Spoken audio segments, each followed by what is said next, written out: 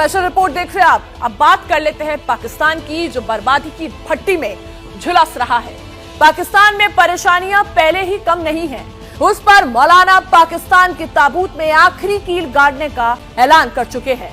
72 घंटे में पाकिस्तान की धज्जियां उड़ाने का ऐलान कट्टर मौलाना ब्रिगेड कर चुके हैं। बॉर्डर पार गुर्बत और बर्बादी का बवंडर पहले ही कहां कम था, पहले ही हालात कहां कम फसादी और तेजाबी थे। रही सही कसर कट्टर मौलाना पूरी करने में लगे हैं।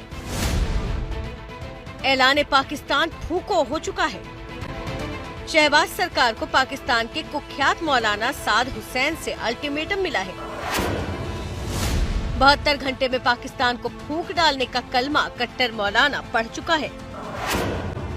अपनी अयाशियत कबल करने की बजाय ये बोझ कौम पर डालने के लिए इन्होंने पेट्रोल की कीमत फिर बढ़ाई है और इसमें हमारा ऐलान यह है कि हम आपको फिर 72 घंटे का अल्टीमेटम दे रहे हैं और हमारा ये आपसे मुतालबा है फिलहाल कि आप ये पेट्रोल की दी हुई कीमतें वापस लें, वरना 72 घंटे बाद हम वो ऐलान करने पर मजबूर हो जाएंगे जिसके लिए तहरीक लब्बैक पहले भी जानी जाती है।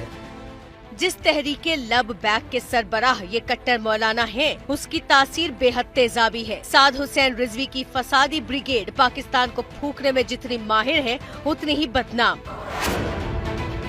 इस बार महंगाई को मुद्दा बनाकर मौलाना शहबाज सरकार को ललकार रहा है। मुल्क खैरात चंद है और मौलाना के इरादे एटमी बम जैसे हैं, जिसकी मुनादी ये मौलाना कई बार कर चुका है।